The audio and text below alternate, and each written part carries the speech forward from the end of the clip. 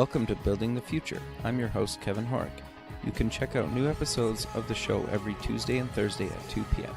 If you missed an episode or want to get more information about the show, please visit buildingthefutureshow.com.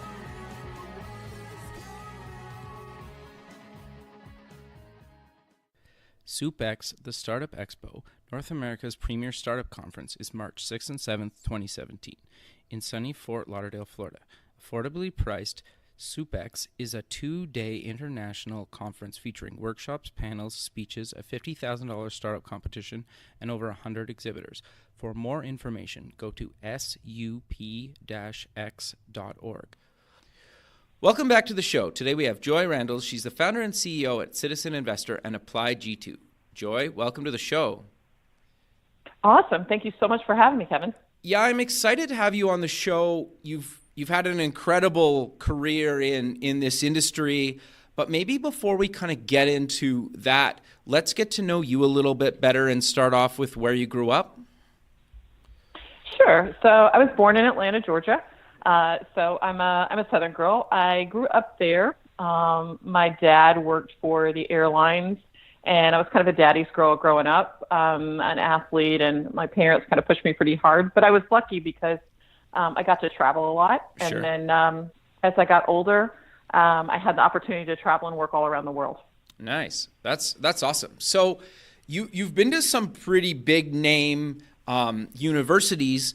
Kind of walk me through your university education and career. So I started actually going to college when I was 16, when I was in high school. Wow.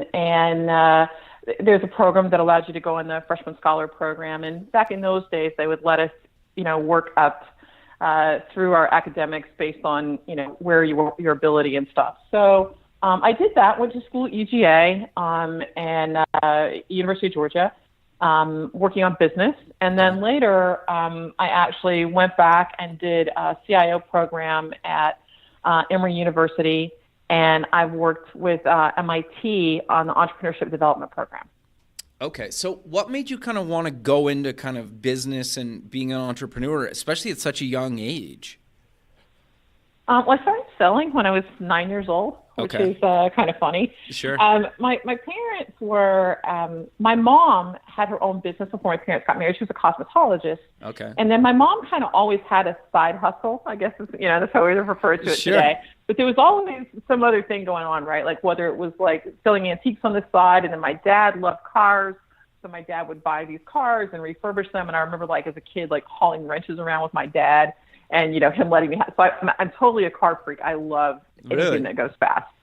Interesting. And so my dad would let me help him redo stuff. I remember that my dad had one of the old Apache pickup trucks that he redid, and I just thought this thing was the greatest thing ever.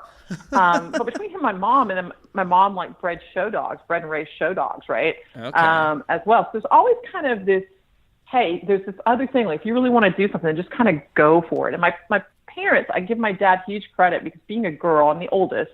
I have one brother who's 4 years younger than me. But my dad, he never treated me like different in that way as a girl. So he always said like, hey, anything you want, you can do. Doesn't matter what it is. It was an interesting thing. He says, but there's always a sacrifice. So just remember that, you have to work really hard, and there are going to be things you have to give up for each other thing you achieve in life. Interesting. And when you're a kid, you don't really get that. Sure. But as you get to be a little bit older, like when you become a teenager and you become an adult, you're like, oh, now I totally get what he meant. Sure. Right? That there's like, okay, you're going to sacrifice time here, or whether it's time with your family, or you can't have this thing because you're focused on that. Sure. And, so those kind of things I think really told me that basically if it's really that important to you, then just go for it. And as long as you apply yourself, you'll be able to figure it out. Yeah, that totally makes a lot of sense. So you finished kind of university. Walk me through kind of after university. You've done a ton of stuff, and I kind of want to maybe just kind of briefly cover your kind of career, and then kind of maybe before you started and co-founded kind of Applied G2? Yeah. So I'll make it short because it could be really long. Yeah, you have tons of experience. And then if people want to know more, they just go like look at my LinkedIn profile or Google me or something. Sure. But basically, I had I've had 15 different companies over time in the technology space. I've raised a bunch of capital. I've done it with no money, like literally no money. Sure. Where you go like, I got $50. Let's go do something. That's awesome though.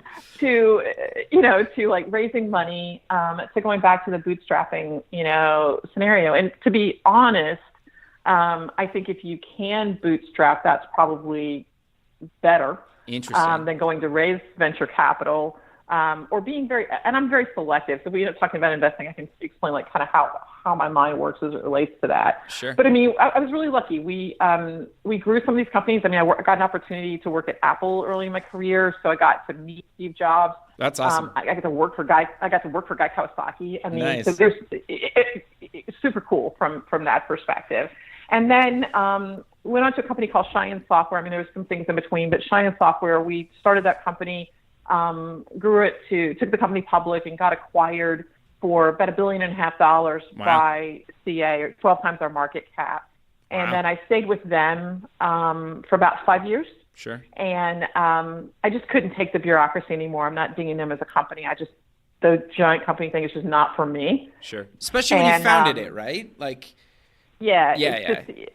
Makes sense. There's a point, in my opinion, there's a point when you're walking down the hall and it's about 500 people and you don't know the people anymore. Like somebody will go like, "Hey, Joy, how are you?"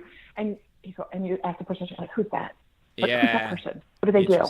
And that's a weird feeling to me, because I believe everyone who's there is just as valuable as the other person. That's always been my mentality. If you're the janitor cleaning up, sure, you have just as big a role to play in the success of the company as the person who's sitting, in the CEO's office. Yeah, totally. And after that, I ended up, I left and went back to the startup world, which was awesome. I went to work for a company called Business Layers that we grew.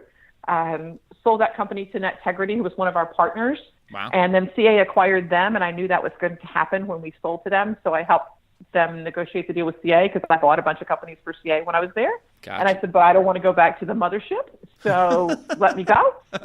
I love it. And I took a little time. Yeah, I took a little time off, and then another security startup company that ended up being, it was an interesting ride, but didn't work out the way we wanted it to, right? I mean, that happens sometimes. Sure. Kind of not how it works. And then I did a couple of turnarounds. Private equity guys and VCs brought me in to help them do some turnarounds. And then we founded a company, Velocitude, which was the first mobile content delivery platform, and built that company pretty crazy. I mean, in under 2 years, actually even under a year and a half, Akamai acquired us, which was pretty crazy. And I helped with that transition. And after that, kind of went on my way to the next venture, and dedicated all my time then to Apply G2 for a period of time.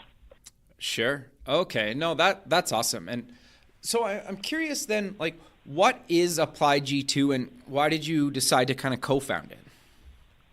So I've worked in the cybersecurity space for a really long time. I mean, all the way back to my last role. So Cheyenne Software created the first antivirus product on the market, a product called Inoculant. There was no antivirus I remember product. that, yep.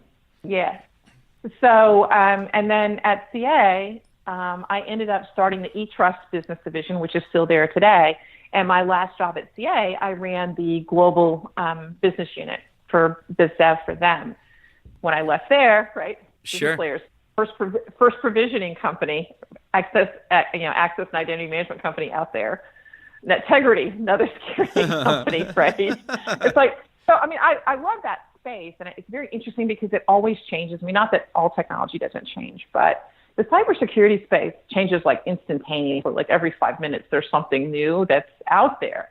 And so I love that aspect of it.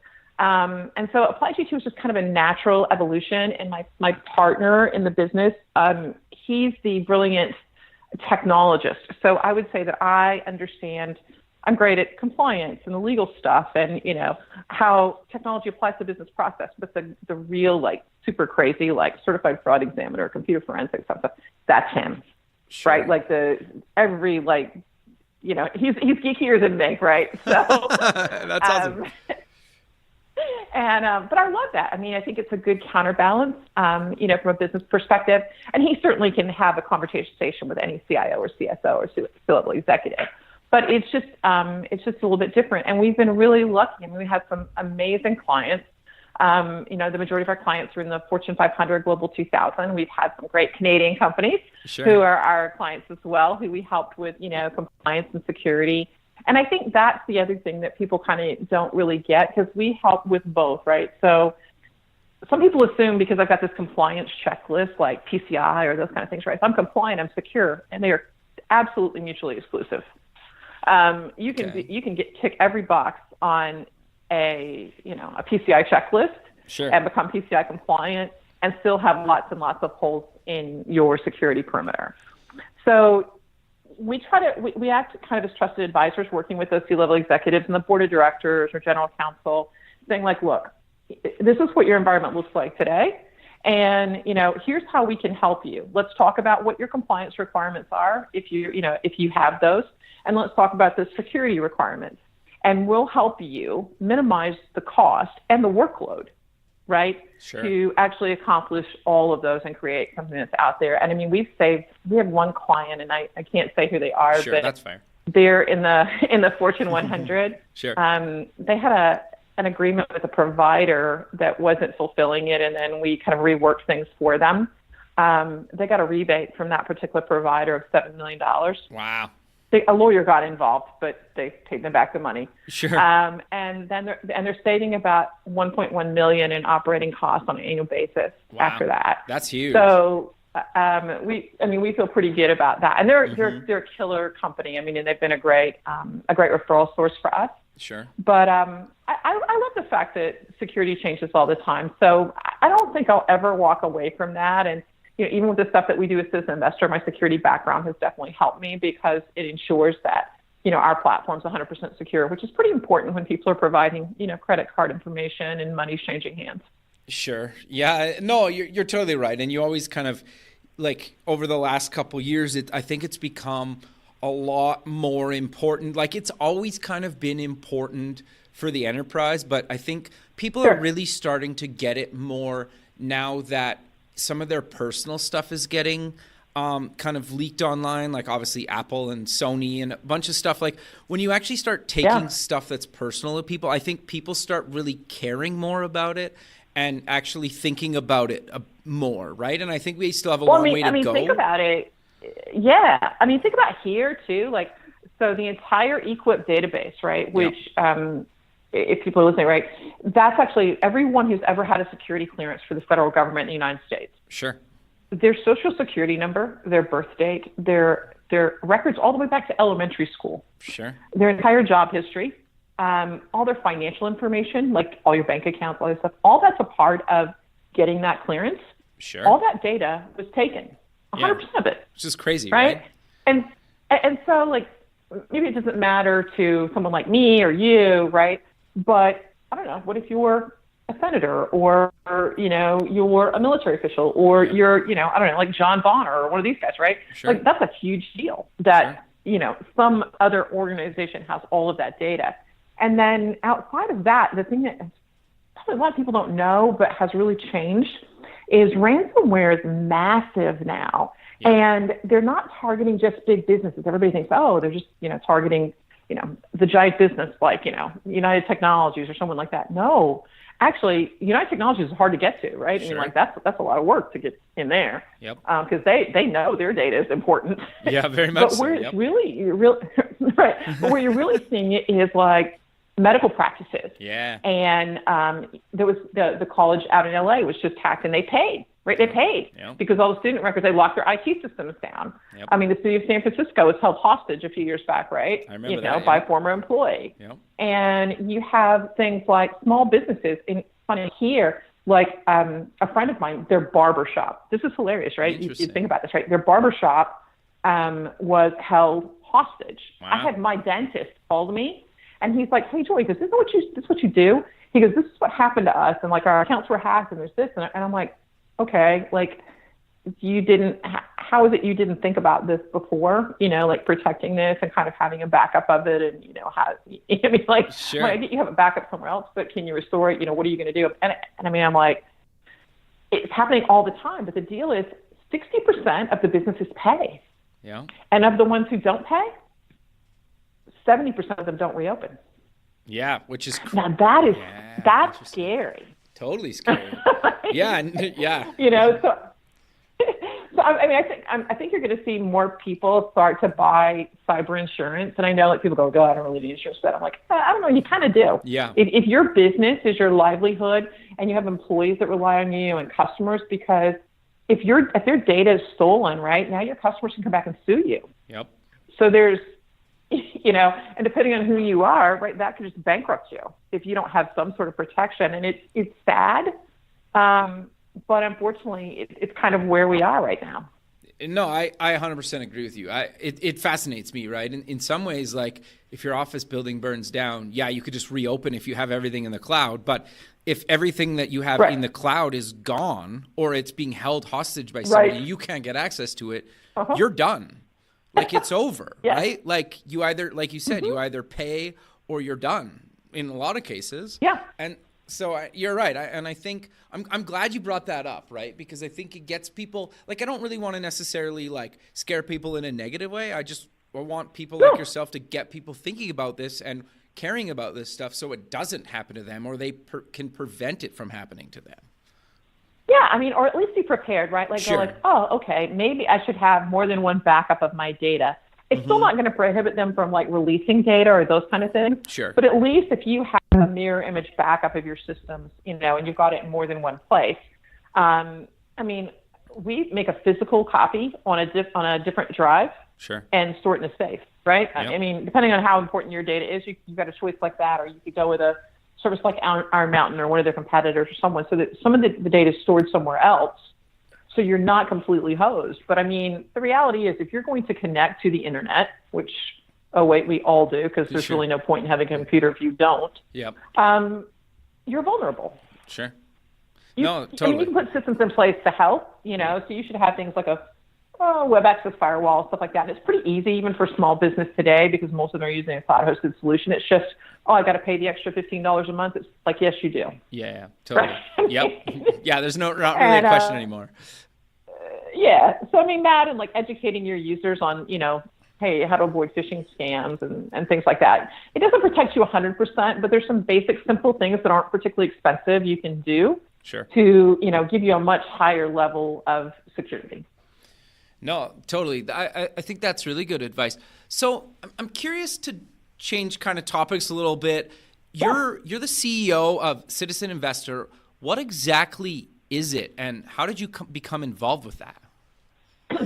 So I became involved because I knew the two guys who came up with the idea. Okay. So that's Tony DeSisto and Jordan Rayner, and they met each other working on a political campaign of all crazy things. That's amazing. So Jordan is really he's the marketing guy, right? Okay. So he was the campaign manager, and he's great at it. I mean, and Jordan, I will tell you, Jordan is the self-professed lover of cities, right? Okay. And all things about cities, right? Which I think is kind of cool, right? I mean, it was a new urbanism thing. Sure. And then Tony is a lawyer. Okay. They're both millennials, so they're both young guys, right? Both millennials. Both brand new dads right now too, which is awesome. That's awesome. Congrats to them. So they have, yep, which is great. But they kind of met in that scenario. And so Tony had done a lot of stuff, like he served on the City of Tampa's Budget Advisory Committee. And so one of the things he saw was like, there's all these shovel-ready projects, but there's no money. Right. Right. I mean, like in 2000 and like in 2012, when the company was founded, there really was no money. Right. Sure. I mean, we'd gone through this economic crisis, and governments were like, not spending money on anything, right, unless we absolutely have to, so that our citizens can there. So they started looking at like, hey, how would this work? And so they said, well, what if citizens actually cared about things like having a park in their neighborhood, or renovating some rundown building that was a government building that was there, and those kind of things. And how would we do that? And so they're like, well, why don't we see if we can create this civic crowdfunding platform? So looking at other crowdfunding models out there, it's like, how do we do that but apply it in a way that we can make sure that the money goes to the right place. Money doesn't change hands until a project's fully funded, that someone in the government is sponsoring this. So this is very different than other crowdfunding platforms out there for that reason. We don't, not just anyone can come and post a project. Okay. I mean, you can come post an idea, right? Sure. On the site. If you don't know how to get to the government in your location or get a government sponsor, tell us and we'll help you. Sure. So we'll contact the municipality and say like, hey, you've got citizens who want to save this bridge or who, want to fund this and they're willing to put money into it. The other thing we can do is say like, hey, have you guys allocated money for this or are you raising money for it? We have there's a museum for modern art that's being built in one of the cities right now, and they couldn't raise all the money, so the county was giving a portion of the money. So we said, we'll post a project, right? And you guys know how much money you're going to give, and in this particular case, it was like $3 or $4 million. Sure. I said, and you need to raise like another $1 million. So, post the project, and then use your social media to reach out and your advocates in the community to raise the other $1 million through our platform. Once you have and it's great news for the citizens because they go, unless it's going to be completely funded, our money never changes hands. Sure. So we kind of went about it that way. So the guys had done this and they're kind of going through some ups and downs and unfortunately like, please, come help us. And, I think what they're doing is awesome. So it was easy for me to kind of say yes. Sure. And we've been able to do some really cool stuff. I mean, there's been some great projects that we funded, and we also came out with another way to monetize the platform. So anybody can post the idea, the project can be converted. There's no cost for anyone to do that. We'll help you. We've actually got tools to help people understand how to go and do public outreach, how to have a successful project. And we've been lucky. 70% of all the projects posted are funded. Wow, that's huge, actually. Especially compared to other platforms. Right, more than double what any of the other ones on there. 12% of the investors that donate to multiple projects. Oh, interesting. 17% of the donations actually come from outside the municipality. Oh, interesting. Yeah, and the average donation is over $200. Wow. So, I mean, we've, I think that part of it's because people really care, right? If you're going to go and post a project, I'll give you a great example. We have a community in Jacksonville, Florida. So I got contacted by one of the teachers at the school, and he teaches entrepreneurship and civics. Okay. And he goes, hey, we want to use your platform for a senior class project. I'm like, okay. And Sure. he goes, the city council is on board with us. I'm like, perfect. That's great. And so they're actually having their students who ended up dividing up into like 3 teams, and they're running these projects themselves. And some of the most successful projects we've had have been students, like out in Eugene, Oregon. There were a group of students, and they had the bike racks. There's tons of, Oregon's a big biking community, right? Sure. And the bike racks at the school were super old, and they were destroying people's bikes when they put them in and like literally like puncturing tires, and like it was pretty ugly. Sure. And so the students reached out and said like, hey, can we raise money on the platform? Like, sure. So they did the first one, and they funded the whole project to redo all the ones they had in 3 days. Wow. Amazing. That's awesome. Right? They created their own little viral video. They went out in town. Like, are you kidding? Teenagers aren't afraid to ask anybody for anything, right? Sure, right. So, like, give us money, help us. We ride our bikes to school. And so then they said, well, why should we stop there? Why don't we do another one and fix this other stuff in the parking lot? So they go and raise 4 times the money the next time around. That's awesome. Right? And this took about a month. Sure. And then they said, well, we should just keep going and finish all the stuff here. And so they did another project and funded all that in like another month. So it was really cool. And I was like, hey, that's great. And we've had, those are cool projects. We've had people raise money for oxygen masks for pets. Interesting. For firefighters. Oh, for firefighters. Okay. Sure. Right? Sure. So animals are coming out right now. I was like, okay, that's different. And then probably one of the other ones that I love just because the story, because the kids are so young. Up in the Northeast, right? There's a park called Jinx Park. Okay. And it's in Central Falls, Rhode Island. Okay. And Central Falls was a community that went bankrupt. Right. The city went bankrupt. Right. They got a young mayor, 25 years old, right? Really? Got elected. Wow. And so the teachers in the local elementary school, they said, hey, let's write a letter to the mayor and tell the mayor if he could fix one thing in our community, what would you want him to fix? Okay. And so the kids wrote letters. They all came together and said, like, hey, what we really want is to clean up the park. There's only one park in the city, right? Sure. And it's really windy in Central Falls, Rhode Island. Okay. So trash would like blow all over the park. It was in the middle of town, right? So it was always kind of dirty. Okay. And the trash bins would blow over. Sure. Because they're made out of plastic, right? And they would blow over and, so they're kind of messy. So when the mayor got this letter, all these letters from these kids, these fifth graders, sure. right? He said, well, let's clean up the park.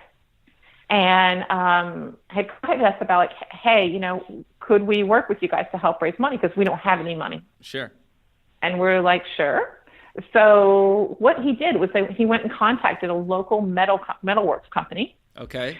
And talked to them about making metal trash bins that won't blow over. Sure. They went out with the kids, cleaned up the park, and they videotaped the kids cleaning up the park and why it was important. And that was their video for their crowdfunding campaign. That's awesome. And they fully funded all of the new trash bins. And so I think it's a cool story because being an entrepreneur, right? It's sure. like it was the kid's idea. You've got a super young mayor. He put the money back into another local business sure. to correct the problem, right? So it's kind of like it all came full circle. So to me, that's probably a really cool story just because of, how the whole thing came to be. But we've gone from that to like, libraries for homeless shelters, to makeovers for libraries where they're putting 3D printers because, libraries are not like what libraries used to be, sure. Anymore. Yep. Public art. I mean, like graffiti on buildings, training, Boys and Girls Club. I just got one in today, out of Cincinnati. And I didn't realize this, but the closest Boys and Girls Club is 20 miles from them. Oh, wow. That's far. And so they're like, we want to raise money for, a Boys and Girls Club. I was like, wow, that makes perfect sense to me. Sure. It just depends. I mean, it's like, what's important to you? I mean, we've got another one that they're building, they have the land that's been given to them by the county, but they don't have enough money to build a new animal shelter. Okay. So they're going to raise the money in stages because we allow that. So I said, well, okay, why don't you guys raise the money for the ground improvements first, right? Sure. And, so you raise that campaign. And once you've proven it, you've done that, now go back and say, all right, now we want to raise the money for the building. Right. And then after you've got the building built, you can raise money for equipment to go in the building, sure. right? Yeah, and totally. While the county has part of the money, they don't have all the money. And I mean, projects that cost millions of dollars, it's much harder to get all the money for that from the government. But this gives them the ability to go out and look for grant money, right? Go to other charities.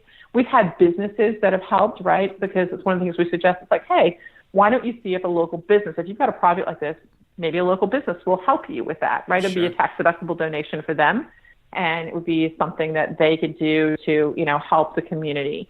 And, that tends to work. And sometimes if we'll make suggestions like, hey, these are the types of businesses that we've seen historically help with other projects like yours. So these are the people to target in your community. I mean, ultimately, we really want them to be successful because there's definitely a higher purpose to this versus, a lot of people are like, so it's just to make money. It's like, no, like I'm certainly an entrepreneur and I'm a capitalist, but, so I do want to make money in the end, but sure. that's not how this came about. And we're certainly not in it just for the sake of making money. The goal is to really empower citizens to make a difference close to home, which is why we target local municipalities and local EDCs and, chambers of commerce and things like that versus going like, oh, let's go to the federal level or to the state level. Right. Totally. No, I think that's great. And I love that, what you guys are doing with that, because I think it's so hard to think like I need to solve this problem that's globally when there's like a lot of problems within, like a 10-minute drive from wherever you live. Right. And I think people can relate to that a lot more. And you guys are basically solving those problems. You're like, you know what, that park that I go in every day and take my dog or whatever does need, and I can give my $100 or $200 or whatever that amount is to make it better, right? And you can actually see it and you enjoy it. Where sometimes if you give to something that's maybe on a national scale or whatever, maybe you feel good, but you don't really actually maybe necessarily see the benefit. I think some people kind of struggle with that. But when you can see something like literally you walk by every day or you drive by every day, I think that's a lot easier to kind of get behind, at least in a lot of people's eyes. Well, yeah, and or you use it, right? I mean, like that's the other thing. Like we have a lot of people. They're like, hey, we live in this community, and there's not enough. Dog parks are a really big deal, right? Sure. Particularly if you think about urban areas, and so a lot of times they can find land, right? But they don't have the things to make the improvements on the property and stuff like that. Community gardens are another one that we're seeing a lot of people, really focus on now because like people want, organic gardens. So we're like, hey, you could have a community garden that's on the ground, or you could get a local business that's got a rooftop and, we'll let you use their rooftop, right? And, you could put it there, right? So it's like, when you're kind of thinking about these things, but we're seeing more people say like, oh, okay, I'm going to do that. And if it's something you're going to use, because I've had a couple of people come to me, playing the devil's advocate side, right? Like going like, well, I shouldn't have to do that. My tax dollars should cover everything. And I said, well, that's a great theory, but obviously the tax dollars aren't covering everything because the park you want's not there, or the bike racks you want to see downtown, or the bike share, it's not there. Yeah. So so there's only so many tax dollars, and the challenge is, right, the government is tasked. I'm certainly not a government or a person or a politician, but the government's tasked with using the money to benefit the most amount of citizens, right? Sure. Yeah. So things like infrastructure and roads and all those other things, they're going to come before, good or bad, right? They're going to come before an improvement to your park, or putting in a dog park, or adding to the river walk, or those kind of things, because it benefits the most citizens. Sure. And we can't do without roads and, bike lanes and things like that. So it's been interesting. Bike lanes are some of the things we're starting to see more funding of in the U.S. Sure. And which I think is great. And we've got interest now too. So we're working with some groups out in Brazil. We're working with some groups over in Italy who are doing this as well. And then in some cases, like organizations like we also offer the platform as a SaaS offering. Okay. To people organizations that want to use it for themselves, like Florida Fish and Wildlife, license the platform, and they've got a massive following. I mean, you can imagine we have more fishing and diving areas than any place else in the world, actually, around the coast of Florida. Sure. And not to mention like hunting and all those other things. So they're like, hey, we get so much feedback from all of the people who get their licenses and things through us, but we don't have the money, right, to fund everything. Sure. But we want to keep them engaged. So we want to understand what really matters to them, and then we can decide how much money we allocate based on things that really matter. So they're going to have people, they've licensed the platform. It'll be branded as their platform. Okay. We do all the back-end mechanics for them, right? But they set whatever terms and post whatever projects they want. But it gives them a great way to engage with the people who, have their fishing licenses, or, are scuba divers and things in the area, and then learn things like, hey, where are fish plentiful or not plentiful, without having to go out and find out this information, because people are engaged, like saying like, hey, here's a problem in this particular area. Sure. So the data that's being gathered, in addition to them funding things that matter, is a pretty big deal. So it's a different type of engagement. We've got another municipality we're working with right now. So we have several municipalities that have licensed. So the county is licensing it, and they're allowing the city and their arts council, and they've got another group that's a economic development type group, and another one that is focused on public education. And so they're going to bring all those things under the umbrella, yet all those organizations will still be able to drive traffic back out to their sites. But they're going to use the crowdfunding platform kind of as the basis for, hey, if you're in our community and you want to understand all the things that we care about and that we're working towards, it's all right here. So it's a different thing with civic engagement, and based on some of the feedback we've gotten, we're looking at how do we build the platform out long term with more tools for them as it relates to civic engagement. So to me, that's pretty exciting, because we're seeing people. It's a natural evolution of people using the platform that's caused that to happen. No, I love that. I think that's great, and like. You're right, because if they don't have to spend so much time even just going out and checking things, and their users tell them, like, it just makes a lot of sense. And I think almost like any business or organization could implement something like that, right? Because especially in a large organization, right, they want to know like what the employees are thinking or want or need or I don't know, and they vote it up. And that's interesting. I never really thought of that, but I think that's actually a really good idea as well. And we're So really proud. I'm sorry, that was it. no, So no, one go of the things ahead. we're super excited about.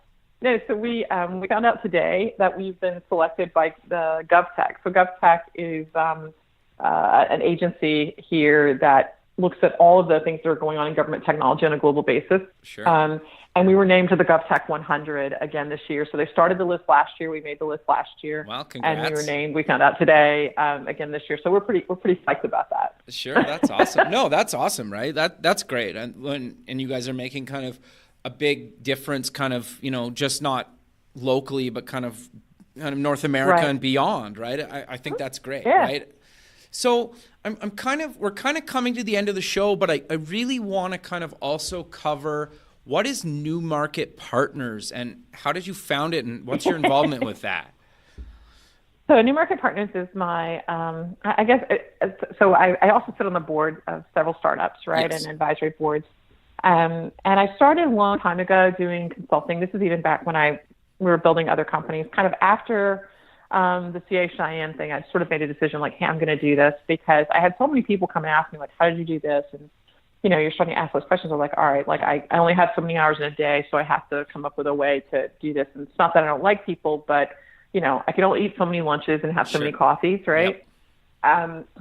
So I was like, if I'm going to invest money, then I should formalize it a little bit. So that's kind of how New Market Partners came about. So a portion of that, we actually make investments in startups. Okay. So there's some startup investment that goes on. And the other part is really consulting and advisory services for startups, helping them package themselves and get ready to do fundraising for M&A. How do you scale something or go to market strategies, right? What's the right model, those kind of things. Because in my career, I've served basically every position other than CTO. I'm not the developer. That is not Gotcha. me. I can look at code and tell you if it is bad. I can tell you if it's annotated correctly, but I don't write code. And I have mad respect for the guys who are great at it. Like my co-founder at Velocitude, like Martin Flack, was one of the most brilliant people ever. And I could never do that, and so I'm enamored by the fact that they can. Sure. But Yep. we do have some people that help vet the technology on that side and things that we're making investments in. But it was my way of like helping other startups, and we do some stuff pro bono. Like we'll take on a project here and there, and we'll be like, okay, yeah, we'll do that, just to help the company.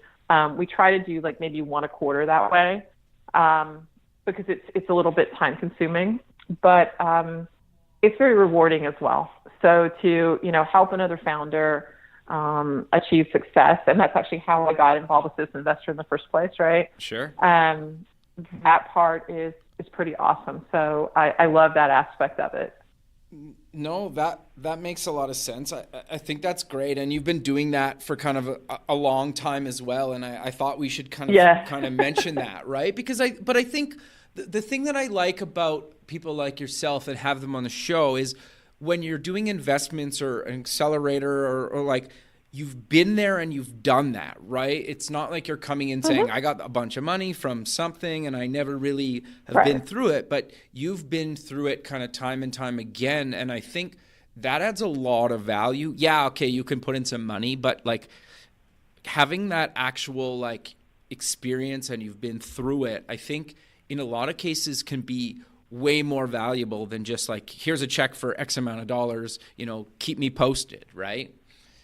Yeah, it would be like we could do a whole other talk about this. But what I've learned, I'll say if I sum it all up, I don't invest in things I don't know anymore. So I've done that. It never worked out. Gotcha. Okay. Sure. So I learned that's a bad idea, and I'll refer people. I'll be like, hey, you should go talk to this person because they know that space. Sure. And maybe they would be a good fit for you. But I can't add, if I can't add value other than writing a check, I'm not going to do it. Sure.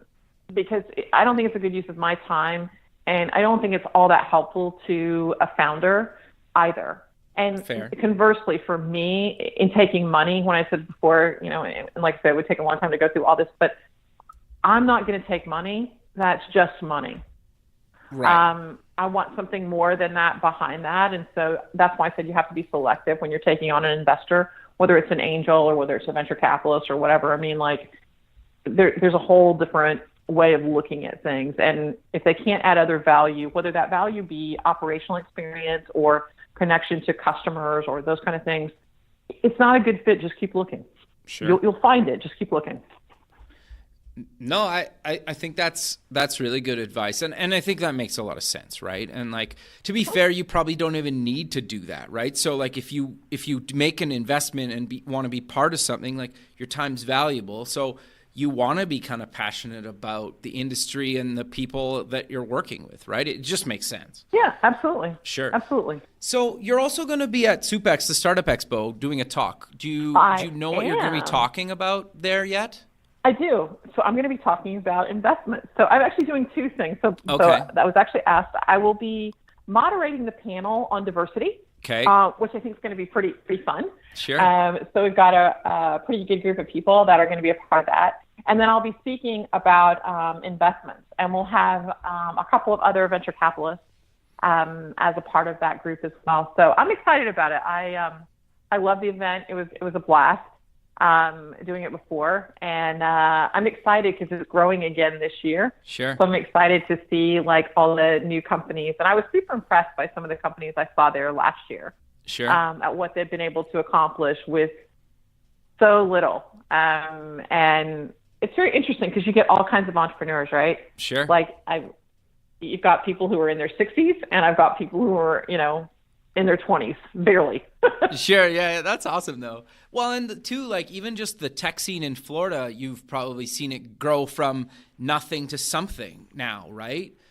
Well, I mean, come on, like who would have ever thought that Florida would have been the fourth most invested state last year? I mean, really? Sure. Like no one in their right mind would think that, right? I mean, I can tell you right now, I wouldn't have. If you'd asked me at the beginning of 2016, I think that first one, I'd be like, nope. Really? I'm like, that's no interesting, way. though. But a big chunk of it, though, went to one company who's doing amazing work. So Magic Leap, which is actually down in Fort Lauderdale. Oh, okay.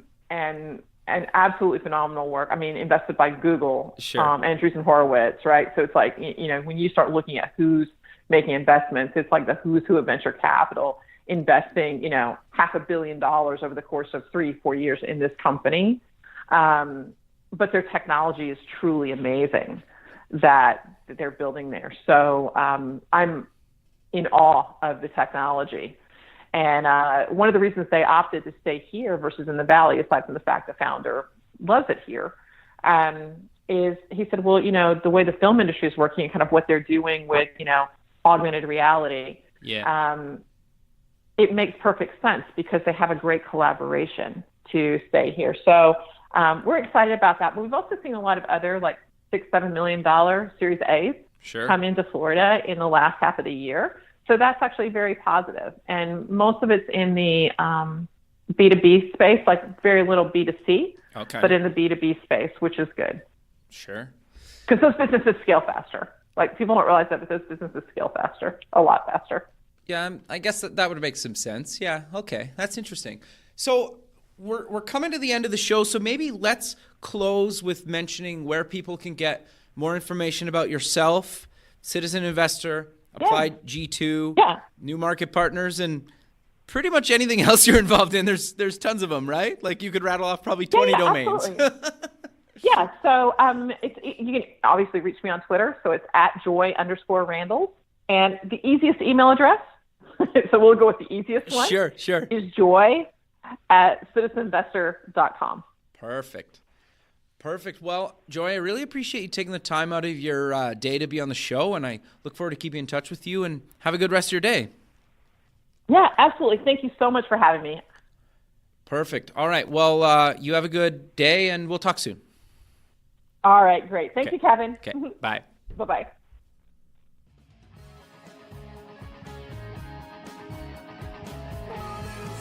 Thanks for listening. The music for the show is done by Electric Mantra. You can check them out at electricmantra.com and keep building the future.